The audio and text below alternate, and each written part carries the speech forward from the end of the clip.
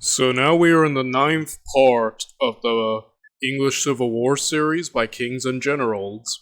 The link to this original video is down below, and if you enjoy my content or any of my commentary on this, feel free to like, comment, subscribe, and really help support my small but humble channel. I would appreciate it very much. And with that said, without any further ado, let's get to it, shall we?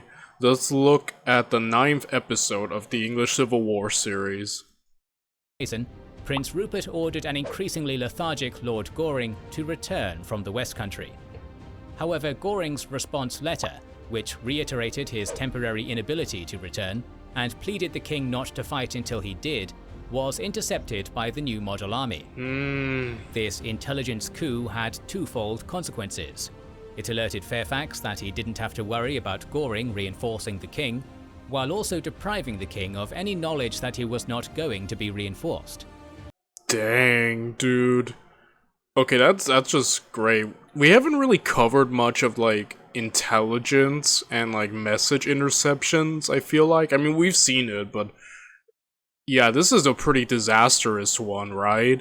Like, Charles might just do something, like, yeah, because normally, if he had gotten the message, he can, like, you know, wait on Goring, but now it's like, who knows what Charles might do with not knowing he might be reinforced. Yeah, Fairfax and the New Model Army seem like they're gonna be such a huge threat. We haven't seen them in action in a full-on pitched battle, but considering Charles's numbers are dwindling, and, again, Parliament's... I feel I have a vibe that, like, Parliament's new army is just gonna be quite the formidable force, especially as the war drags on. Now confident about their chances, Fairfax and Cromwell moved closer to the Royalist position, which the efficient scouts of the New Model Army reported to be close by. The Royalists attempted a retreat north to recruit more troops, but as they did, their rearguard was constantly harassed by parliamentarian cavalry attacks. It became clear near the Northamptonshire town of Naseby that a key decision had to be made. Prince Rupert uncharacteristically ordered a further withdrawal and avoidance of battle, but his advice was not heeded. The king would stand and fight. Shall we? Yeah. You know, I think it's very telling that Rupert is being uncharacteristically avoidant. That's probably telling of the direness of the situation, right? And, I think that's telling that it's so bad that Rupert realizes it and won't give up a fight. And I think what Charles is doing is a really bad call. I feel like the New Model Army already is proving to be effective just with what it's doing already, from just these interceptions and scoutings and harassment. And Charles's force has dwindled after his last, siege and attack. So I feel like definitely getting the heck out of there and recruiting would have been better. I think Rupert knows what he's doing. And again, it's not like Charles hasn't had any victories so far. It's not like he's like... But he has made bad calls, and I feel like this might prove to be one of those bad calls.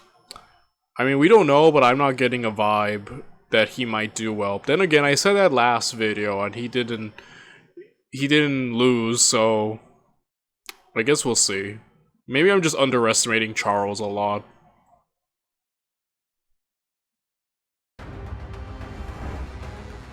At this point, it's worth examining the armies which faced off on that historic day in summer 1645. Deprived of its northern manpower base, the Royalist force deploying on Dust Hill near Naseby was far diminished from that which had done battle at Marston Moor the year before. Its core infantry brigades in the 1st and 2nd lines numbered 3,500 veteran soldiers, comprising 2,925 musketeers and 575 pikemen. In the left centre were the regiments of Sir George Lissell, and to his right were arrayed units under Henry Bard, as well as the Queen's personal lifeguard. In the right centre were regiments under the command of Sir Edward Hopton on the inside and the Duke of York on the outside. 3 further regiments of foot drew up in the second line, while Prince Rupert, King Charles and a mixed reserve stayed in the rear, made up of the King's personal lifeguard horse and foot, in addition to Prince Rupert's bluecoats. Interspersed between the ranks of infantry were 3 small divisions of cavalry, 2 behind the vanguard and 1 more behind the second line. On the Royalist left flank were roughly 1,700 horse in 3 divisions, including Marmaduke Langdale's northern troopers. They were drawn up in the Swedish manner, with 200 musketeers lined up between each unit. Charles's other wing, anchored on a series of hedges, mirrored its counterpart in strength, and was under Prince Maurice's authority. This gathering of cavalry comprised Rupert's most elite units and lifeguard divisions, revered units which had served with distinction since Edge Hill. They also had musketeers accompanying them. Overall, the Royalist army at Naseby counted among their ranks about 10,000 to 10,500 soldiers, just over half of them mounted troops. After some prompting from Cromwell, the numerically superior New Model Army took up a position on the opposing Closter Hill, the red and blue uniforms of its soldiers making it stand out on the verdant landscape. Its pike and musketeer infantry in the middle probably numbered about 8,500 in 3 lines of battle. 5 regiments were in the first, 3 manned the second, and half a regiment was in the third. The foot were led on the tactical level by Philip Skippon, one of Parliament's most veteran infantry commanders, while Lord General Sir Thomas Fairfax was with his reserve, overseeing the battle from a strategic distance. On the wings, Lieutenant General of Horse Cromwell commanded 4,000 mounted troops on the right, including the now infamous Ironsides. On the other wing was Henry Ireton, Cromwell's son-in-law, who opposed Maurice with about 2,500 on the parliamentarian left. At around 9:30 in the morning on June 14th, Cromwell surveyed the situation from his elevated position on Mill Hill. He became determined to exploit a potential opportunity in a feature which anchored the western side of the parliamentarian formation, the Sulby Hedges. The Lieutenant General energetically rode away to the rear and arrived, half a mile later, in the presence of a dragoon contingent under Colonel John Oakey. At Cromwell's instruction, the Colonel's dragoons mounted their horses, moved out beyond the hedgeline, and ascended the slope beyond. Oh. After riding west of the... Is he planning a sneak attack?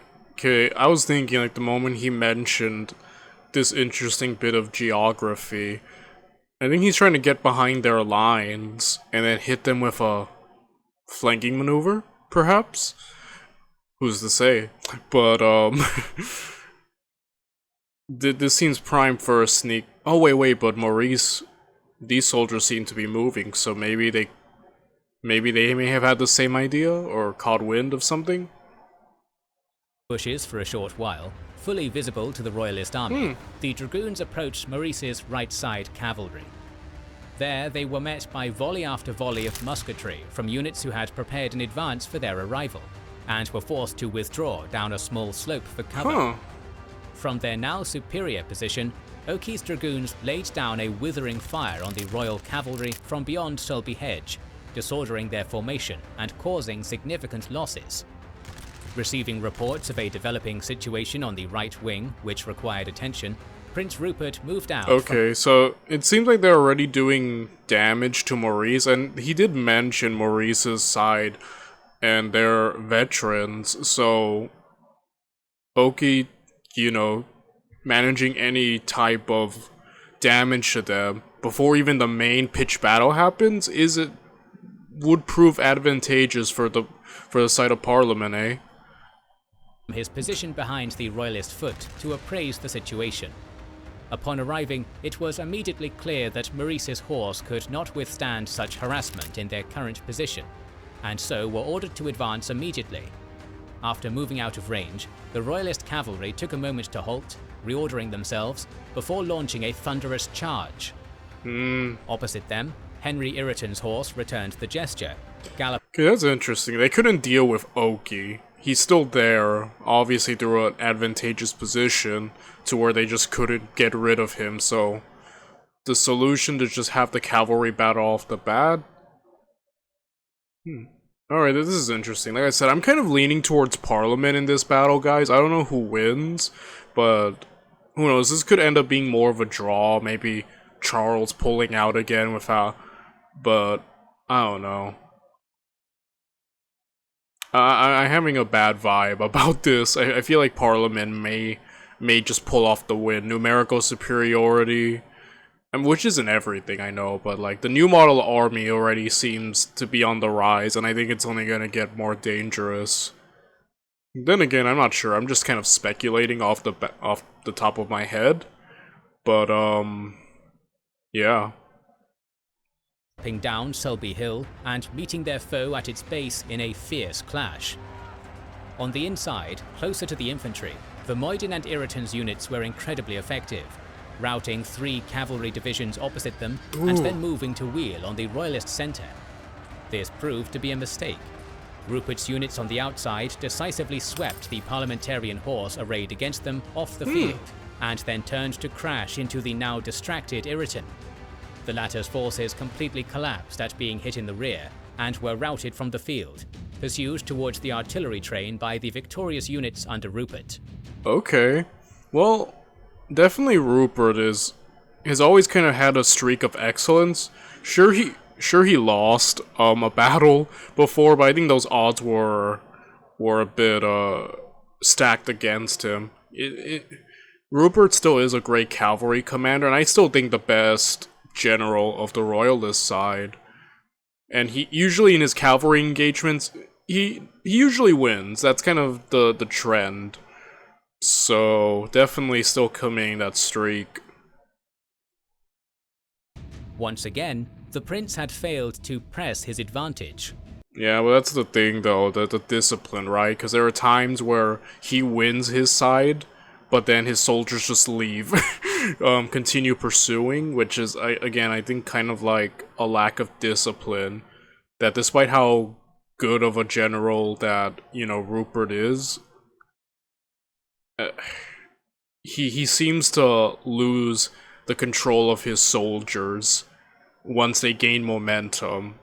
And I just think discipline is I think this series more than any other has shown how important of a factor discipline is, and how they have lost several opportunities to have greater victories or complete victories simply because of discipline being a problem. That's kind of one of the many flaws with the Royalists that we've noticed. One of their most consistent ones they haven't fully worked to fix,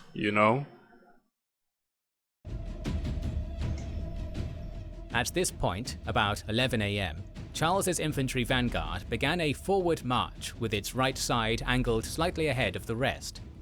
Unfortunately for the new model army, both their muskets and heavy guns fired too high, barely inflicting any damage on the advancing veterans. Upon contact, they drove through the central first line of Roundhead Foot amidst brutal close-quarters combat, in which muskets were commonly used as clubs. All of this fighting resulted in the creation of a deep semicircular salient around the victorious infantry brigades. Despite their initial success, the King's centre hadn't yet made a decisive breakthrough, and were now attacked by the new parliamentarian reserves from the front and flanks of the Bulge. As the clash of pike and musket continued, Sir Marmaduke Langdale's Northern Horse on Dust Hill's eastern edge launched their own charge.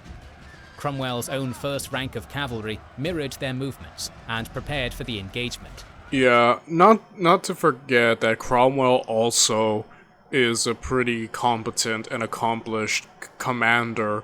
Him and his Ironsides have won victories in the past, and I think one effect he has over Rupert, mentioned a few battles ago, is that Cromwell has much better discipline over his men compared to Rupert we've seen before. So yeah, I think he has that going for him, and already his reputation as a cavalry, commander, and what we've seen of him is very formidable. I would have had like Rupert against him more. I feel like that would have been a more more like a more equal battle in a sense. But then again, anything can happen. I'm sorry. I feel like I keep underestimating people like Charles and stuff. For all I know, we're gonna see Marmaduke put up a great fight. So I'll stop that now. The stalwart parliamentary horse almost immediately slowed the progress of Langdale's attack. But nevertheless, the Royalists fought doggedly, gradually pushing Cromwell's first line back through the rough, narrow terrain, made up of rabbit warrens and small hills. However, the northern cavalry was incredibly fatigued at this point, exhausted by the heavy fighting against the Ironsides. Although the king sent his reserve lifeguard into the fray, they stood no chance of resisting when Cromwell called forward his second line and were routed to the rear, where they sheltered near Rupert's unengaged Bluecoat regiment. Oh, dang. Yeah, I think what we're seeing is that the reserves seem to be doing a great job, right? With Cromwell's in the side and the center. But dang, that was bad. The Ironsides, man, they're showing how formidable of a force. Cromwell, in general, is just showing how formidable of a force he is. He really is impressive. Having trounced the Royalists standing in his way, Oliver Cromwell commanded an immediate halt of all his troops on the right wing, displaying phenomenal authority by maintaining order and discipline where lesser leaders would have faltered. Again, that's like... That's the big factor that I keep saying. The forces of Parliament, they had discipline issues in the beginning, but you see later as the series is progressing how much better, especially with Cromwell in particular, just how his discipline, like, I'm kind of comparing him and Rupert, because they are very similar in both being very accomplished cavalrymen and rising stars on both their sides. And I think the difference is, while Rupert is also great, he lacks control and discipline in key moments. Cromwell, on the other hand, is better only in mainly because of that sense. He has that control over his soldiers, and we've covered discipline so many times. I feel we've covered discipline, especially like with the Romans, and how they got as far as they did because their discipline was unmatched. And it's a factor in war that I feel like is a bit underrated to overlook, kind of like morale, some things is just there, but goes to show you just the power of how discipline can really change the tide of battles and war. The Lieutenant General took a few minutes to put his troopers back into a proper formation, during which he was joined by Fairfax and the remnant of Ireton's horse, before embarking on a final cavalry charge into the left flank of Charles's now struggling infantry. Pinned as they were from the front and sides, the struggling Royalist foot stood no chance of withstanding Cromwell's attack. As the king's army began to disintegrate, my gosh, dude. Oh my gosh, they got completely crushed. That was hard to watch. Who was now up front, noticed that Prince Rupert's Bluecoats were still unbroken and refused to flee. The new model army's commander led his personal guard around the Bluecoats' rear, while another parliamentarian foot regiment attacked it in the front. Rupert's guard did not retreat and died to a man. In the middle of the slaughter, it is reported that one of the parliamentarian soldiers managed to seize the Bluecoats' regimental colours and boasted about doing so. When he was reprimanded for doing so by an officer, Fairfax personally intervened, saying, "I have honour enough. Let him take that to himself." Naseby finally shattered the Royalist war machine. Yeah, again, Charles... I was correct in my earlier assessment that was a bad idea to give battle then and there, especially in his weakened state. Dang, that was complete destruction, dude. At the cost of only a few hundred casualties, Fairfax's new model army had killed around 1,000 Royalist soldiers, injured many more, and captured about 5,000 infantry, most of whom were Charles's battle-hardened corps of veterans. Rather than pursuing his shattered enemy any further, Fairfax immediately set about recovering Leicester, which was taken by June 18th. After its crushing defeat at Parliamentarian hands in Northamptonshire, the Royalist cause in England began spinning into complete freefall. Although the king realised that his prospects were grim, he still had a few thousand good cavalry, with which he quickly travelled to the Welsh border, where there was faint hope of reinforcement. Back in the Midlands, and fresh from recapturing Leicester on June 18th, Fairfax didn't bother pursuing Charles, instead marching towards Taunton. There, the last fully constituted Royalist field army, about 9,000 strong and under Goring's command, was besieging the city. Receiving word... Okay, so Fairfax is gonna destroy them, and that would essentially just cripple them, right? Because they're kind of the last major army standing in England, so... Okay, that's smart. Just completely crush this final remnant, and then it's like... Charles kind of loses England, right? And probably won't be able to... You'd have to try to raise up a new army, though it wouldn't be as formidable as his previous one, so... Yeah, we're seeing the end, right? for the Royalist cause. That he was about to be attacked by the superior new model army, Goring lifted the siege, Learn Spanish with attempted to withdraw towards Bridgewater. Unfortunately for this ardent kingsman, Fairfax was too quick and engaged him at Langport on July 10th, destroying the final Royalist field force.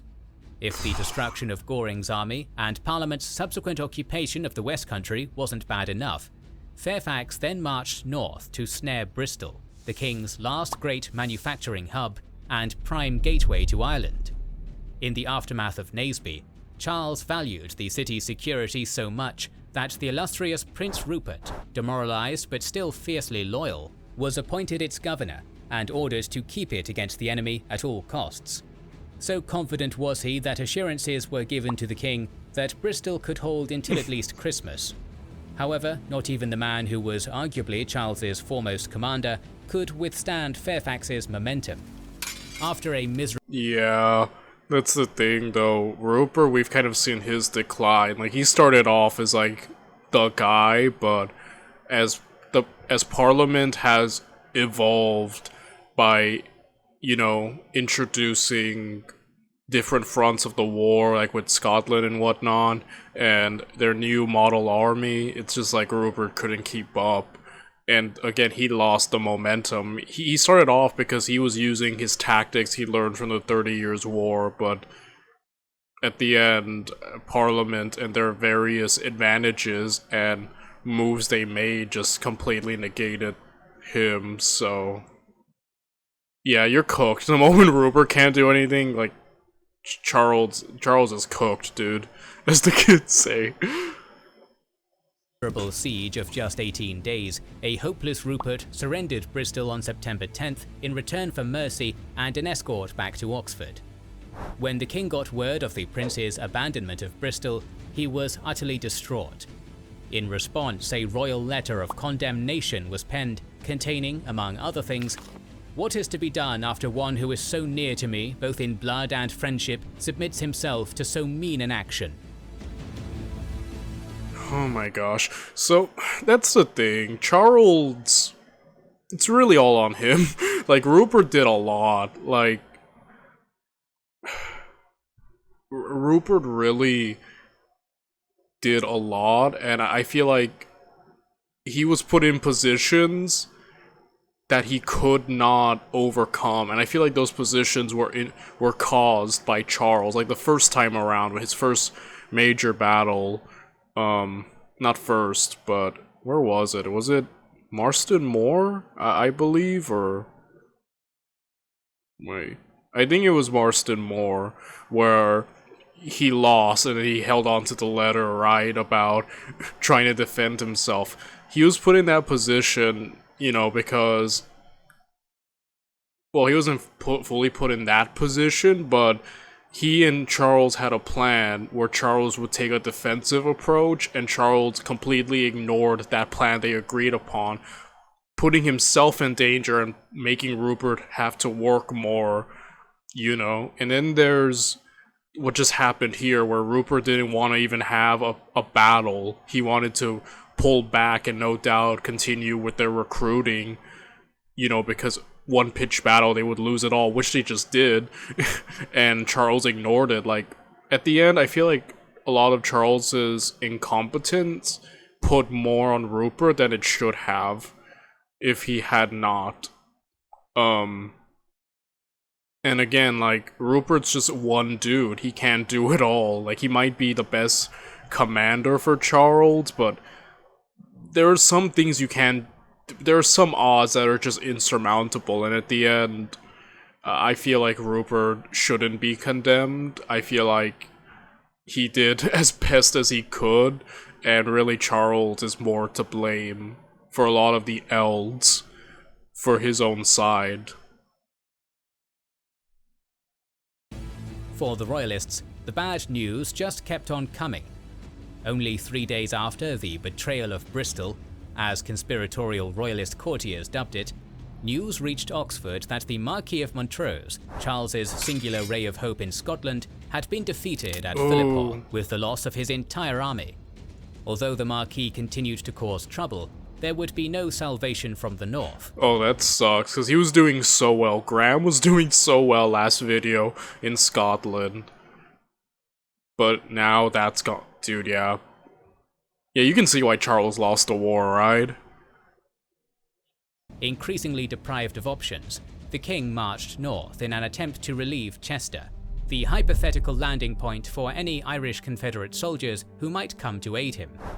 He arrived on the 23rd, but was quickly bested in battle and forced to withdraw back to Oxford via Newark. The following months were an extended litany of bitter disappointment and failure among the Royalist partisans.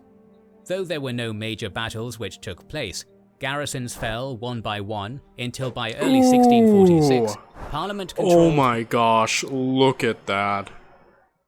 Again, Parliament was better run, I feel like. The parliamentary side was just better managed. They tried better, newer things and tactics and strategies.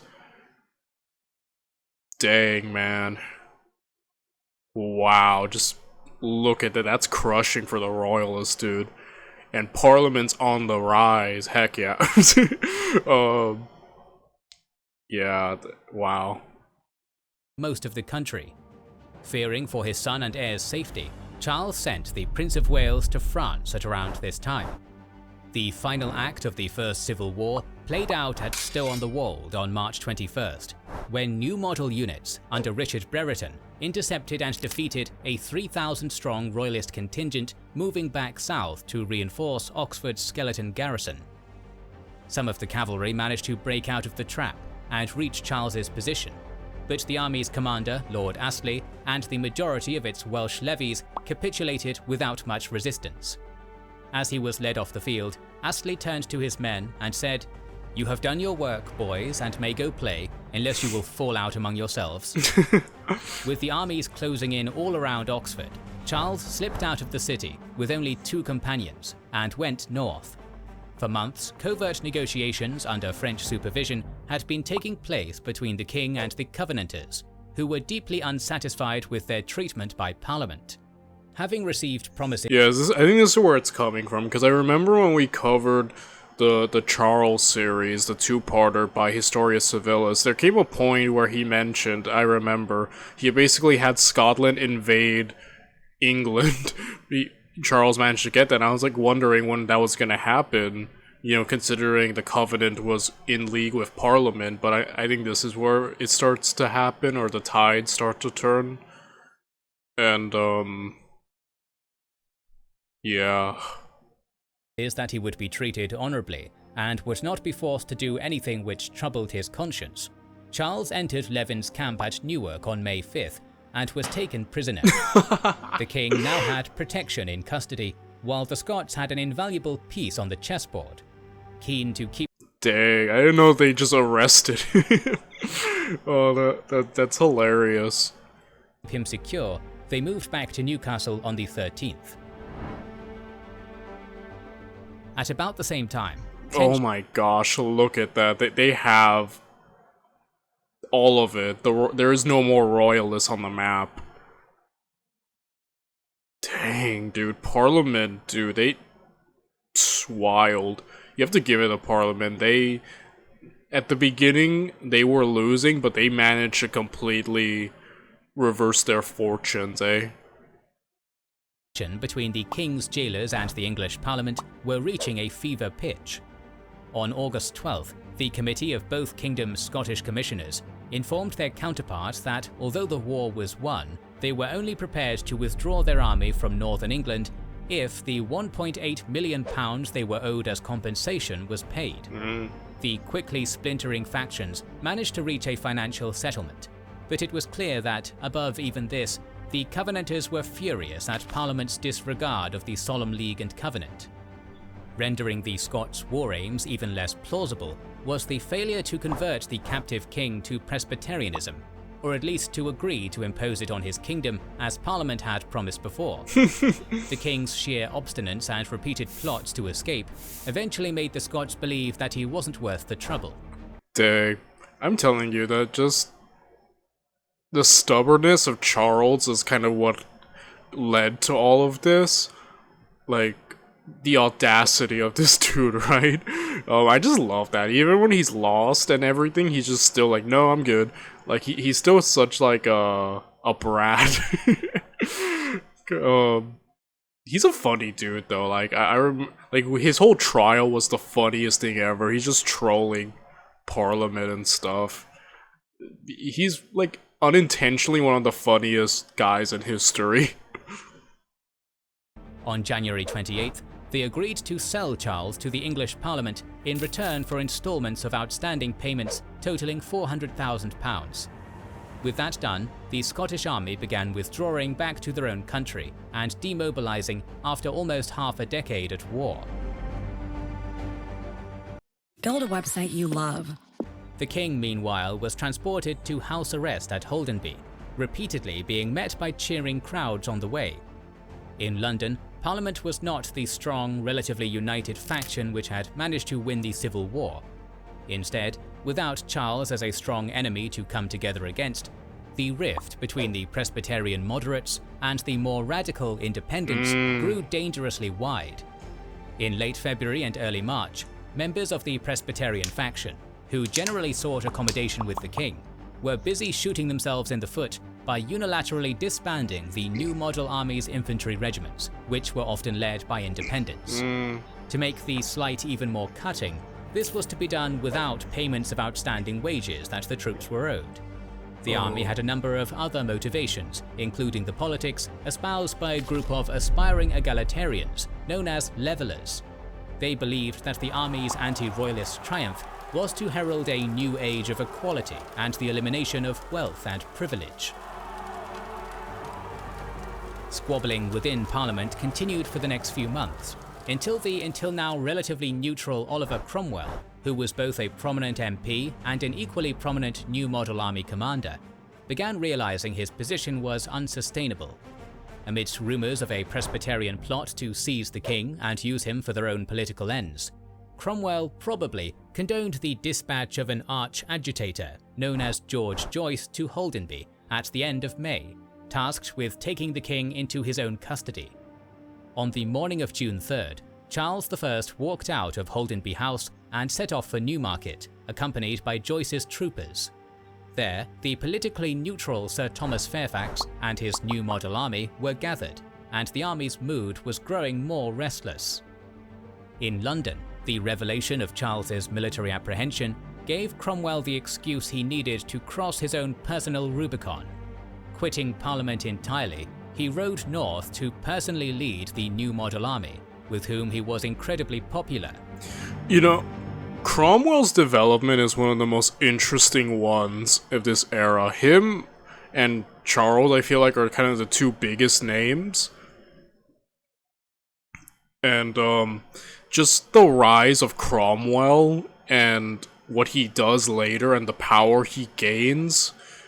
You know, I've heard him called, like, a king without a crown, in a sense. Like, it's amazing to watch his, like, how he shifts from the beginning, right? More humble and just how his influence slowly grows until he becomes like probably like the most powerful man in England. It's kind of insane. Cromwell, like, I haven't been this fascinated politically by a figure since like Maximilian Robespierre during the French Revolution, of how he kind of started humbly and then just ended up like as he did. Like, I feel like Cromwell's kind of like another person I'm interested in, and just seeing their development in terms of politics and their growing of power, you know? When Cromwell and Charles first met for talks, relations were actually quite cordial, contrary to what later events would imply. The parliamentary cavalry general even informed a friend that the king was the uprightest and most conscientious man of his 3 kingdoms. Behind the scenes, however, Charles continued his clandestine communications with the Scots, aiming to keep all his options open. For the time being, Cromwell and the army had other problems to distract them. At the end of July 1647, riots, sparked by the continuing wartime tax rate, spiraled out of control in the English capital. The violence led to a number of independent MPs fleeing to the army's protection, including the Speaker of the House. Legitimized by the Speaker's presence in their camp, Fairfax and Cromwell led the new model army into London and put it under military occupation. When the situation was considered safe, the king was escorted from Newmarket and installed at Hampton Court, where the imprisoned monarch still doggedly refused any settlement which wasn't entirely on his terms. Again. You gotta love this dude. Like, dude's lost, and he's still like, no, I ain't doing anything you want me to. The audacity of Charles. I love it, bro. He is a king after all, you know? He certainly acts like that. But, again, just the fact he's still so stubborn and acting bratty, it's just hilarious. Man, I kinda like Charles for that. Like, I find him funny as a person. Instead, Charles hoped that the obvious divisions between the various parliamentary factions could be widened and exploited for his own ends. That political strategy initially seemed to be working well, when on October 18th, 5 Leveller officers presented the army grandees, led by Lord General Fairfax, with the case of the army truly stated. This was a revolutionary manifesto calling for radical reforms, including but not limited to the dissolution of Parliament and the implementation of a new constitution, which would give all the freeborn the right to vote. So that oh boy, that is revolutionary, ain't it? Okay, now we're seeing Fairfax and his political ideas starting to rear its head, which is really interesting, I feel like, what he's proposing and what he wants. Corruption in the new model army could be avoided. Fairfax opened the so-called Putney debates to address the issue.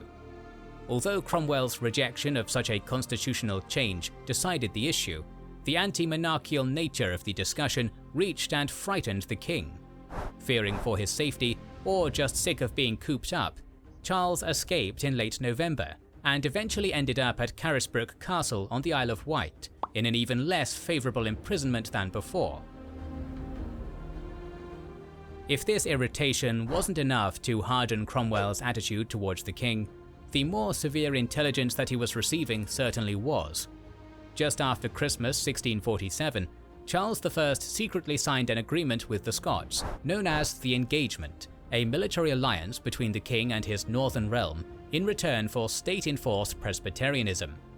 After much debate at the Edinburgh Assembly, those royalists who became known as the Engagers gained a majority and on April 20th, 1648, issued a declaration which accused the English Parliament of breaking the previously established Solemn League and Covenant.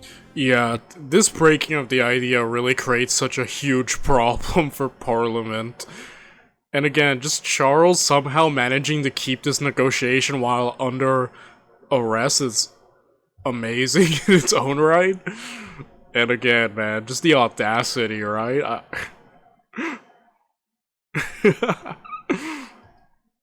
It also demanded uniformity of religion and the complete disbandment of the new model army, which the Scotch considered to be the most troublesome piece on the chessboard.